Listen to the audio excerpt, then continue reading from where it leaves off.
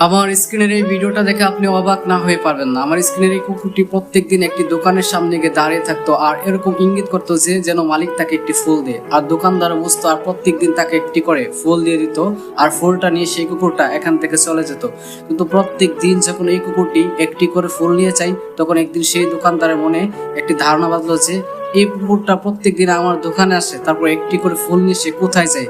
একদিন সেই কুকুরটা যখন আবার তার দোকানে আসলো, তখন সেই মালিক কুকুরটাকে ফুল দিল আর কুকুরটা সামন দিকে চলতে লাগলো।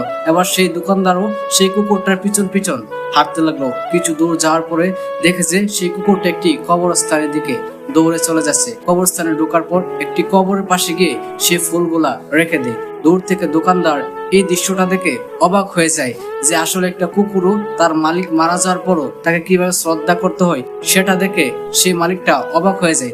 সত্যিকার অর্থে একটাবার আপনি চিন্তা করতে পারতেছেন যে একটা সময় যখন মালিক বেঁচে ছিল এই কুকুরটাকে খাবার দিত, সেই মালিকই যখন এখন মারা গেছে, তখন সেই কুকুরটা প্রত্যেক দিন তার কবরস্থানে নিয়ে একটি করে ফুল দিয়ে আসে।